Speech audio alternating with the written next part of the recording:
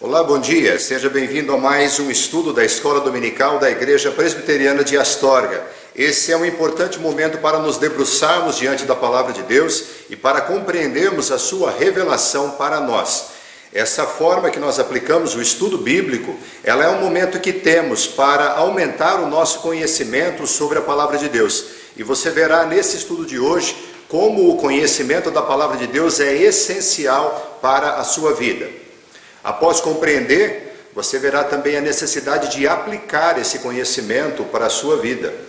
Deus é quem diz que a sua palavra, proferida pela sua boca, não voltará vazia para ele, mas fará aquilo que lhe apraz e prosperará naquilo para o que ele a designou. Portanto, quando você ouve a palavra de Deus, ela sempre vai direto ao seu coração, porque ela tem esse poder, e esse poder foi dado por Deus, e ela vai cumprir o desígnio de Deus para o seu coração. Hoje iremos falar sobre a parábola do semeador, um texto relativamente bem conhecido da palavra de Deus. E eu entendo que seja bem oportuno nesses dias que estamos passando, essa época de pandemia, e nós temos tido muita reflexão, temos meditado sobre tudo isso que tem acontecido.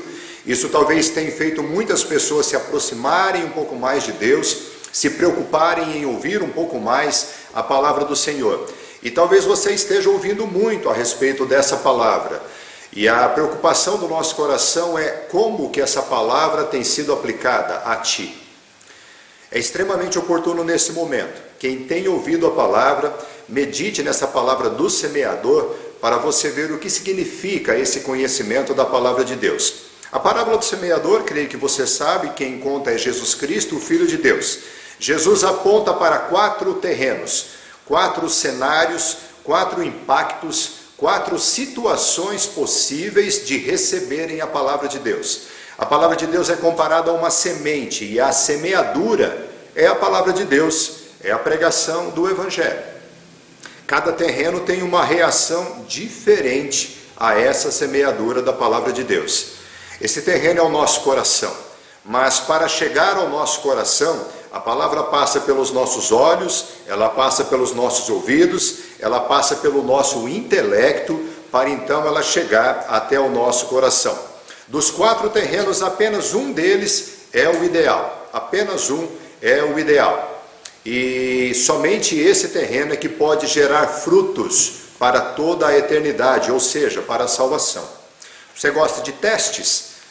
Faça um teste durante esse estudo para saber qual desses 4 terrenos é o seu coração. Nós vamos ler a palavra de Deus em Mateus capítulo 13, de 1 a 23. Mateus capítulo 13, de 1 a 23, diz assim o texto: Naquele mesmo dia, saindo Jesus de casa, assentou-se à beira-mar, e grandes multidões se reuniram perto dele, de modo que entrou num barco e se assentou. E toda a multidão estava em pé na praia, e de muitas coisas lhes falou por parábolas, e dizia: Eis que o semeador saiu a semear, e ao semear, uma parte caiu à beira do caminho, e vindo as aves, a comeram. Outra parte caiu em solo rochoso, onde a terra era pouca, e logo nasceu, visto não ser profunda a terra.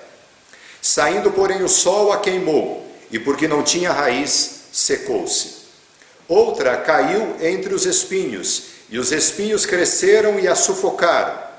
Outra, enfim, caiu em boa terra, e deu fruto a 100, a 60 e a 30 por 1. Quem tem ouvidos para ouvir, ouça. Então se aproximaram os discípulos e lhe perguntaram: Por que lhes falas por parábolas? Ao que respondeu: Porque a vós outros é dado conhecer os mistérios do reino dos céus, mas a aqueles não lhes é isso concedido. Pois ao que tem se lhe dará, e terá em abundância, mas ao que não tem, até o que tem lhe será tirado. Por isso lhes falo por parábolas, porque vendo não veem, e ouvindo não ouvem, nem entendem. De sorte que nele se cumpre a profecia de Isaías: Ouvireis com os ouvidos e de nenhum modo entendereis, vereis com os olhos e de nenhum modo percebereis, porque o coração deste povo está endurecido. De mau grado ouviram com os ouvidos e fecharam os olhos, para não suceder que vejam com os olhos, ouçam com os ouvidos, entendam com o coração e se convertam e sejam por mim curados. Bem-aventurados, porém, os vossos olhos, porque veem, e os vossos ouvidos, porque ouvem. Pois em verdade vos digo que muitos profetas e justos desejaram ver o que vedes, e não viram, e ouvir o que ouvis, e não ouviram. Atendei vós, pois, à parábola do semeador. A todos que ouvem a palavra do reino e não a compreendem, vem o maligno e arrebata o que lhes foi semeado no coração. Este é o que foi semeado à beira do caminho. O que foi semeado em solo rochoso, esse é o que ouve a palavra e a recebe logo com alegria, mas não tem raiz em si mesmo, sendo antes de pouca duração. Em lhe chegando a angústia ou a perseguição por causa da palavra, logo se escandaliza. O que foi semeado entre os espinhos é o que ouve a palavra, porém os cuidados do mundo e a fascinação das riquezas sufocam a palavra e fica infrutífera. Mas o que foi semeado em boa terra é o que ouve a palavra e a compreende. Este frutifica e produz a 100, a 60 e a 30 por 1. Vamos orar? Senhor, nosso Deus e Pai, nós te pedimos agora a iluminação do Teu Espírito Santo, não só a mim, Senhor, mas a todos aqueles que estão ouvindo a esse estudo. Que o Teu Espírito Santo mova os corações, tire os tampões dos ouvidos, tire a venda dos olhos, quebrante esses corações, ó Deus, para que possam compreender esta palavra. Todos nós precisamos disso, Senhor.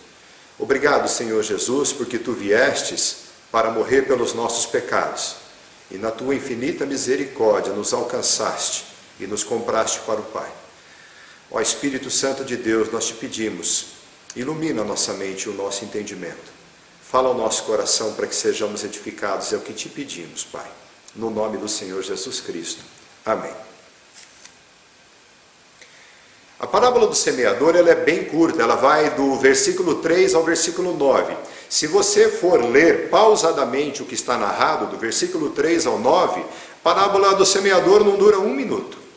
Mas foi isso que aquelas pessoas ouviram. E apesar de durar apenas 1 minuto, ela tem consequência para toda a eternidade. O contexto, para que a gente possa compreender, veja que começa dizendo assim: naquele mesmo dia, saindo Jesus de casa. Um pouco antes de acontecer isso, Jesus estava reunido numa casa e vieram falar para ele assim: sua mãe e seus irmãos estão lá fora. E ele diz assim: quem são minha mãe e meus irmãos? E ele olha para aqueles que estavam ali assentados e diz assim: estes são minha mãe e meus irmãos, aqueles que fazem a vontade do Pai. E aqueles que fazem a vontade do meu Pai, esses são minha mãe e meus irmãos. Isso não está narrado por acaso no texto. O que Jesus quer ensinar é que faz parte da família de Deus aqueles que conhecem a palavra de Deus, aqueles que temem o nome do Senhor e principalmente aqueles que obedecem a palavra de Deus. Jesus já havia pregado, se você olhar um pouquinho antes, em diversas cidades. E ele pregou e fez muitos sinais, fez muitos prodígios, mas aquelas pessoas, muitas delas estavam com seus corações completamente endurecidos. Havia fariseus, havia sacerdotes, havia escribas, havia intérpretes da lei que não criam em nada daquilo que Jesus anunciava. E também havia uma multidão que o seguia apenas por causa dos sinais que ele realizava. No verso 10, conta que os discípulos se aproximaram de Jesus e interrogaram a Jesus perguntando: mestre, por que o senhor fala para eles por parábolas? E a interrogação dos discípulos é compreensível, porque eles entendiam o que Jesus dizia. Jesus falava para eles de forma muito clara. Só para você ter uma ideia, houve uma ocasião em que a multidão toda se afastou e Jesus perguntou para os seus discípulos se eles também queriam ir embora, e Pedro disse: Mestre, só tu tens palavras de vida eterna. Ou seja, os discípulos entendiam, eles compreendiam, mas eles logo perceberam que Jesus estava falando de um método, de uma forma que era difícil da multidão compreender. E a resposta de Jesus é bastante surpreendente, porque havia uma profecia em Isaías capítulo 6, que disse que Deus falaria e as pessoas não entenderiam. Eles olhariam e não enxergariam, ouviriam, mas não entenderiam e não seriam convertidos. E Jesus diz: é concedido a vocês, meus discípulos, a compreensão, mas a esses que ouviram de mau grado, que ouviram com incredulidade, isso não lhes é concedido. No verso 14, então, Jesus Cristo narra a respeito daquela parábola. Eu sei que quando Jesus narra a respeito daquela profecia narrada em Isaías. Eu sei que quando a gente ouve esse tipo de coisa é difícil da gente querer compreender. Mas imagine o seguinte, olha o contexto que estava acontecendo. O povo de Israel sabia que viria um Messias. Poucos meses antes, um arauto de Cristo, João Batista, havia vindo e cumprindo a última profecia do Velho Testamento. E quando Jesus chega, ele realizou muitos sinais, muitos milagres. Ele transformou a água em vinho. Foi o primeiro milagre que ele fez, mostrando que ele tinha poder sobre os elementos da natureza. Ele curou o filho de um oficial do rei à distância. Ele disse assim: pode ir, seu filho está curado, quase 30 quilômetros de distância, somente com a sua palavra. Ele curou um paralítico que sofria dessa enfermidade há 38 anos. Esse paralítico nem pediu para ser curado. Esse paralítico acreditava numa lenda, que um anjo vinha, mexia uma água e alguém chegasse primeiro era curado. Jesus mostrou o seu poder sobre as enfermidades. Ele multiplicou pães e multiplicou peixes também. Do nada, ele fez surgir pão, ele fez surgir alimento. Jesus tem poder para criar as coisas. Ele andou sobre o mar, esse relato foi testemunhado pelos seus discípulos. Ele desafiou as leis da natureza, as leis da física, porque ele as estabeleceu. Ele curou um cego de nascença, não havia nenhum relato na história da humanidade de um cego de nascença ser curado. E dessa forma de cura, Jesus fez um lodo, fez uma lama e untou os olhos daquele cego para mostrar e fazer o povo perceber e relembrar que do pó Deus havia criado o homem, da terra Deus havia criado o homem. Jesus mostra o seu poder criador naquele momento. E por fim ele ressuscitou a Lázaro. Lázaro estava morto há 4 dias. O poder de Cristo era muito grande e já havia sido demonstrado em todas aquelas cidades, em toda aquela região. Mas o que Jesus via era incredulidade. E o juízo de Deus, ele vem sobre corações incrédulos, endurecidos, que ouvem de mau grado a palavra, que não se converteram diante dos sinais do seu Messias e diante da palavra de Deus. Israel tinha esse conhecimento. Israel sabia que esse Messias viria.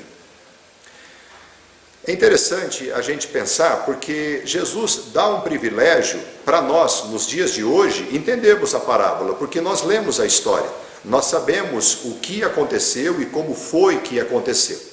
Nós vamos ler novamente a parábola, mas antes de ler, eu peço para você tentar entrar na história, né? Tente visualizar o que está sendo contado. Pense na realidade dos dias de Jesus, pense na figura de um semeador, pense na topografia de Israel, pense assim, amanheceu o dia, você foi para um lugar onde as sementes estão armazenadas, você pôs ela num saco, pendurou no seu ombro, e você saiu, e você foi caminhando, e no meio do caminho, você viu o terreno rochoso, você precisou escalar algum pequeno morro que tinha rocha, você desceu, encontrou espinhos, você encontrou ervas daninhas, e você foi passando por tudo aquilo, até que você chegou no local onde você viu que era um terreno ótimo, para que você pudesse semear a terra. Mas você é um semeador, você sai a semear e você vai passar por esse trajeto sempre cuidando daquilo que você semeou. E a palavra de Deus diz que o homem, que o semeador, ele lançou a semente. Durante uma época eu achava que essa semente tinha caído acidentalmente no meio do caminho, acidentalmente no meio da rocha e acidentalmente no meio dos espinhos. Não é isso que diz o texto. Diz que a semente foi lançada. O termo caiu, ele aparece nas 4 situações, inclusive no bom terreno. E o semeador, digamos assim, porque a semente era abundante, ele resolveu lançá-la. E ele lançou a semente no meio do caminho, ele lançou a semente no meio do terreno rochoso, ele lançou a semente no meio dos espinhos e ele lançou a semente no bom terreno. Vamos ler novamente, diz assim o texto. Mateus 13, verso 3, segunda parte. Eis que o semeador saiu a semear, e ao semear uma parte caiu à beira do caminho, e vindo as aves, a comeram. Outra parte caiu em solo rochoso, onde a terra era pouca, e logo nasceu, visto não ser profunda a terra. Saindo, porém, o sol a queimou, e porque não tinha raiz, secou-se. Outra caiu entre os espinhos, e os espinhos cresceram e a sufocaram. Outra, enfim, caiu em boa terra e deu fruto, a 100, a 60 e a 30 por 1. Note, então, que a palavra caiu, ela é usada todas as vezes, associada à palavra semear. Ela não caiu por acidente, ela foi semeada. E a função do semeador era essa, era semear, lançar a palavra. Não é o semeador que faz a semente dar fruto. O papel do semeador, do pregador, do que anuncia a palavra é semear. Esse papel, essa é a função dele. Jesus explica a parábola para os seus discípulos dizendo o seguinte: primeiro, o que foi semeado à beira do caminho são todos aqueles que ouvem a palavra do reino e não a compreendem. Vem o maligno e arrebata o que lhes foi semeado no coração. Veja só, a semente foi semeada no local correto, que é o coração. Mas, porque faltou compreensão, a semente não penetrou, ficou na superfície. E ela não permaneceu lá, ela foi arrebatada pelo inimigo. Porque não compreendeu, o coração não sentiu falta alguma. Foi completamente inerte, sem nenhuma reação. A palavra-chave aqui é compreensão. É aprender algo intelectualmente. Para compreender algo, nós temos que dedicar tempo e temos que dedicar atenção. Então fica a pergunta: você tem dedicado tempo para compreender a palavra de Deus? Você tem dedicado tempo para estudar a palavra de Deus?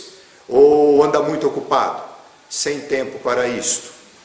Ou quando você ouve, você avalia que já compreende, que você já conhece Deus, sabe tudo sobre Deus. Cuidado, porque escribas, sacerdotes, fariseus e intérpretes da lei eram muito mais conhecedores da lei do que nós. E o coração deles era este terreno. Este era o terreno daqueles religiosos da época. Nunca se sensibilizaram com a pregação de Cristo. Rejeitaram a Cristo e sempre o seguiram apenas para criticar e não desistiram enquanto não levaram ele para a cruz para o matar.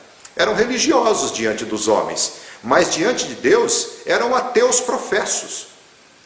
Se você diz que crê em Deus, mas você vive como se ele não existisse, como se a sua palavra e os seus mandamentos não tivessem a menor importância para a sua vida, na prática você é um ateu.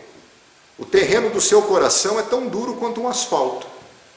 Note, não houve compreensão porque o terreno era duro e a semente ficou na superfície e as aves a comeram.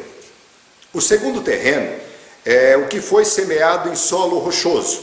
Esse é o que ouve a palavra e a recebe logo com alegria, mas não tem raiz em si mesmo, sendo antes de pouca duração. Ele chegando à angústia ou a perseguição por causa da palavra, logo se escandaliza. Aqui há compreensão, existe compreensão, mas com uma raiz tão pequena, não suporta as provações. Jesus cita, não há raiz em si mesmo, apontando para um problema de ordem interna. com a necessidade de uma ação de Deus. Também um novo elemento é apresentado: a angústia, a perseguição por causa da palavra. Jesus começa então a prevenir os seus seguidores de que eles seriam perseguidos por causa de Cristo. Há uma alegria imensa quando você compreende a palavra de Deus e compreende o seu amor por nós, mas as provações, as aflições, as angústias, as perseguições por causa dessa fé em Cristo, elas virão sobre nós. E esses de terreno rochoso, se escandalizaram com isso. Jesus diz assim: saindo, porém, o sol a queimou, porque não tinha raiz, secou-se. Note essa conclusão. Eles tinham compreensão, mas não tinham raiz, por isso secou. O terceiro terreno é o que foi semeado entre os espinhos, que é aquele que ouve a palavra, porém os cuidados do mundo e a fascinação das riquezas sufocam a palavra e fica infrutífera. Existe compreensão, mas o ouvinte já está com o coração cheio de alguma coisa. O seu amor está em outras coisas. Deus havia se manifestado à humanidade por meio da nação de Israel, e Deus lhe deu para o povo de Israel diversos mandamentos. Em Deuteronômio 6,5 diz assim: amarás, pois, o Senhor teu Deus de todo o teu coração, de toda a tua alma e de toda a tua força. E Jesus disse: porque onde está o teu tesouro, aí estará também o teu coração. Israel havia sido alertada que deveria amar a Deus de todo o coração, alma, entendimento e força. Mas o coração deles já estava cheio de outras coisas. Querido, se o teu coração estiver em tudo aquilo que o mundo pode te oferecer, ainda que sejam coisas lícitas, então ele não estará no Senhor. Se a finalidade da sua vida é viver apenas para conquistar coisas, desfrutar da fascinação das riquezas, saiba, você está correndo atrás do vento. E infelizmente, seu coração e seu tempo estará tão tomado por essas coisas que a palavra de Deus se tornará infrutífera para você. E tanto faz se você é pobre ou se você é rico. O problema não está em possuir, mas em almejar, porque isso toma todo o seu esforço e todo o seu tempo. Não há nada errado em trabalhar, não há nada errado, pelo contrário, não há nada errado em querer juntar recursos para poder adquirir alguma coisa que seja boa para você ou para a sua família. Não há nada errado em desfrutar daquilo que você conseguiu, isso é até bom, a palavra de Deus diz. Mas se o seu coração busca prazer somente nessas coisas, então você não ama a Deus. Note, os espinhos significam todo o nosso tempo, todo o nosso esforço e todas as nossas motivações em direção de alguma coisa. Se não forem na direção de Deus, esses esforços então irão sufocar a palavra de Deus na sua vida. Mas enfim, o quarto terreno é o que foi semeado em boa terra. É o que ouve a palavra e a compreende. Esse frutifica e produz a 100, a 60 e a 30 por um. O que Jesus está dizendo é que este coração não é tão duro quanto aquele à beira do caminho. Ele possui compreensão e possui raízes tão profundas que suportará toda provação, suportará toda angústia, toda a perseguição. Este coração é segundo o coração de Deus. Seu prazer está no Senhor. Na sua palavra medita sempre. E ele olha para o mundo e compreende que ele é apenas um peregrino, que o seu lar não é aqui. A despeito de tantas coisas boas que existem no mundo, o seu coração não está nelas. Ele almeja algo muito maior, que só encontra em Deus. Em Deus, seu coração se aquieta. Nele, em Deus, existe plena satisfação, paz indizível. Ele sente tanta segurança que não teme as circunstâncias desfavoráveis. Ele sabe em quem ele crê. E ele está bem certo que a misericórdia e a graça de Deus em Cristo alcançaram o seu coração. Sabe qual a conclusão desse estudo? É que este coração ideal, essa boa terra, esse coração que não está endurecido, esse coração que possui raízes profundas, esse coração que tem o amor centrado no Senhor, ele não existe. É isso que a parábola diz. Nenhum de nós é assim. Eu não sou assim, você não é assim. Não há nenhum ser humano na terra que seja dessa forma. Não há ninguém que tema ao Senhor. Não há ninguém que tenha um coração que não seja endurecido. Não há ninguém que tenha raízes tão profundas que pudesse suportar todas as provações e dificuldades que sofreria por causa da palavra de Deus. Não há ninguém que tenha um coração que não olhe e não deseje as coisas do mundo. Nós não somos assim. Desde que o pecado entrou no mundo, nós caímos da graça de Deus. Nós saímos da presença do Senhor. Nós não temos esse coração. Olhe o que a palavra de Deus fala a respeito do coração humano. Em Jeremias 17:9 diz assim: enganoso é o coração, mais do que todas as coisas, e desesperadamente corrupto. Quem o conhecerá? Se você acha que o seu coração é esse do quarto terreno citado na parábola, esqueça. A palavra de Deus diz muito claro, o coração é tão enganoso, ele é enganoso do que qualquer outra coisa que você pode pensar, ele é desesperadamente corrupto, ele se corrompe.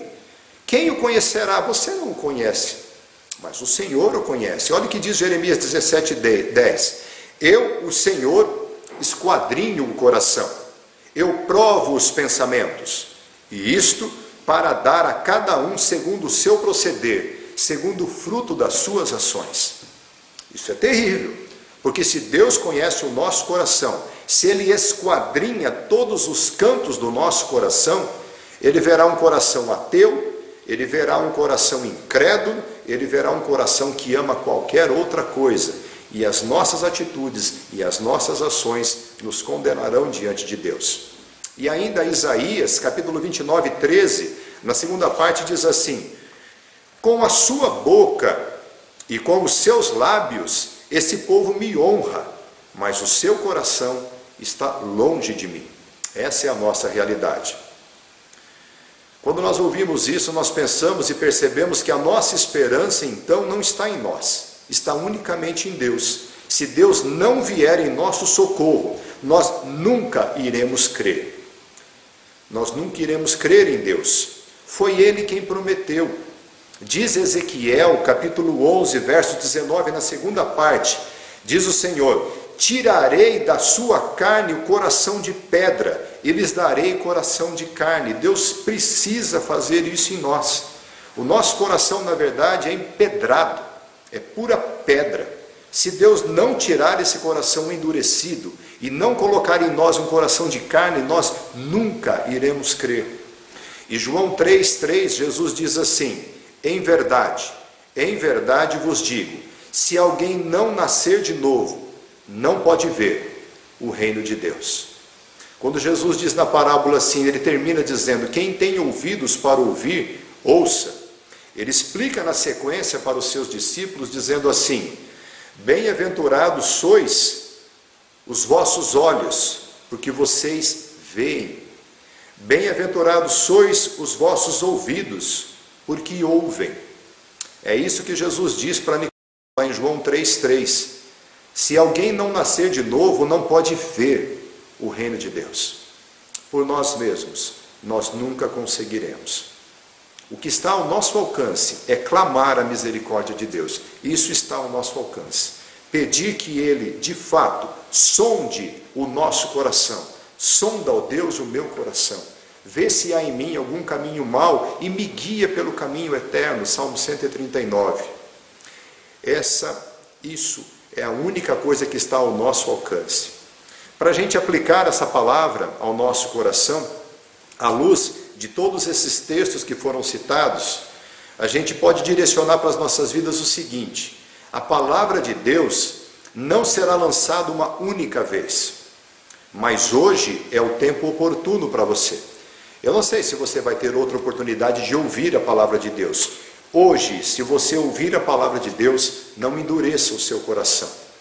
A palavra de Deus será lançada mediante a pregação do Evangelho, e ela sempre vai produzir o efeito para o qual o Senhor a designou. O grande privilégio que o semeador ou que o pregador tem é de pregar a palavra do reino de Deus. Mas Deus tira dos seus ombros a responsabilidade de convencer os seus ouvintes, porque não está ao alcance dele. O papel do semeador ou do pregador é semear ou pregar. Você precisa solicitar a Deus que Ele aplique essa palavra no seu coração. E é dessa forma que o Evangelho foi pregado então por todo o mundo em obediência à ordem do Senhor Jesus. Saíram semeando esse Evangelho por todo o mundo. Outra coisa, as provações, as angústias e as perseguições por causa da palavra de Deus são uma realidade na vida do cristão. Esqueça essa teologia da prosperidade, essa mensagem triunfalista dizendo que você vai fazer, você vai acontecer e vai ser feliz. Não. O destino daqueles que pregam a palavra de Deus ou daqueles que são fiéis à palavra de Deus é sofrerem perseguição por causa dessa palavra. A gente tem um quadro que é a lista mundial de perseguição. Há países como Coreia do Norte, China, tantos outros países do mundo que matam cristãos e perseguem por causa dessa palavra. Só há uma forma de poder resistir a tudo isso, e esses discípulos de Jesus que ouviram essa palavra passaram por essa experiência. Todos eles foram mortos. Talvez o último deles, o evangelista João, passou os seus últimos dias numa prisão domiciliar, mas todos os outros foram mortos. Paulo foi decapitado, todos por causa do Evangelho. Tiago foi o primeiro, já morreu ao fio da espada, logo após a ressurreição de Cristo. Todos esses sofreram e permaneceram fiéis e não negaram. Qual a explicação para isso? Se não for que Deus tirou o coração de pedra deles e deu um coração de carne e permitiu que eles crescem e se tornasse aquele coração uma boa terra para essa semente da palavra de Deus. Mais ainda, a palavra de Deus deve ser acompanhada por fé. Você não tem que acreditar porque é alguém que está falando que você conhece. Você tem que crer porque é a palavra de Deus. E Deus zela pela sua palavra. Quando Ele diz lá em Isaías, a minha palavra não voltará para mim vazia, mas ela vai fazer e realizar tudo aquilo para o qual eu a designei. Essa palavra será de salvação para muitas pessoas, mas essa palavra será de condenação para todos aqueles que se mantêm incrédulos diante de Deus. Mais ainda, se diante dessa pandemia, diante dessa crise econômica, dessa crise da saúde, de fragilidade de todas as nossas estruturas, se a pessoa ainda não se arrepende diante de tudo isso que ela está vendo e nem se aproxima de Deus, é possível que não haja outra oportunidade para arrependimento. Porque o que Deus tem de propósito diante de tudo isso é dizer que a sua palavra será cumprida. Tudo aquilo que Ele prometeu vai acontecer. Se nesse momento em que tudo aquilo que você confia se destrói, se desmorona, se você nessa hora não se aproximar de Deus, quando você vai se aproximar? E se você que ouviu a explicação da parábola, lembre-se, Deus permitiu que você não apenas ouvisse a parábola como aquela multidão ouviu. Deus permite que você compreenda mediante essa pregação, mediante esse estudo. Aqueles homens naquela época ouviram, talvez por 1 minuto apenas. Mas para você, se você chegou até aqui nesse estudo, está sendo permitido que você compreenda, ainda que com todas as minhas fraquezas e deficiências, mostrando no texto o que a palavra de Deus diz. Deus está te dando a oportunidade de ouvir. Não endureça o seu coração diante dele. Se aproxime do Senhor, lembre-se, o coração compungido e contrito, Deus não despreza. Deus te abençoe. Senhor Deus e Pai Celestial, nós te pedimos que o Senhor aplique ao nosso coração, Pai, essa palavra. E a todos aqueles que a ouviram, sejam iluminados os seus entendimentos, ó Deus, pelo Espírito Santo, para compreender. Produz nos nossos corações, ó Deus, verdadeiro arrependimento. Tira de nós esse coração de pedra, Pai. Põe em nós um coração de carne.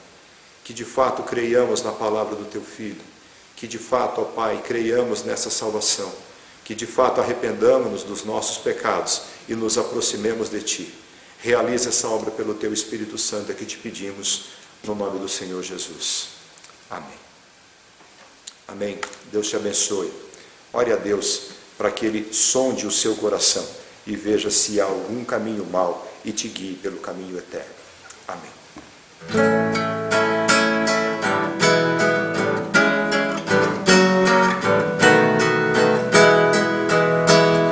Sonda-me, ó Deus, pois vês meu coração. Prova-me, ó Pai, te peço em oração. De todo mal, liberta-me, Senhor, até da transgressão que oculta for. Vem me lavar dos vis pecados meus, conforme prometeste, meu bom Deus. Faze-me arder e consumir de amor, pois quero te magnificar, Senhor. Todo meu ser não considero meu, quero gastá-lo no serviço teu. Minhas paixões tu podes dominar, pois tu, Senhor, vieste em mim morar. Lá do alto céu o avivamento vem, e que comece em mim seguindo a lei. O teu poder, as bênçãos, teu favor, concede aos que são teus, ó Pai.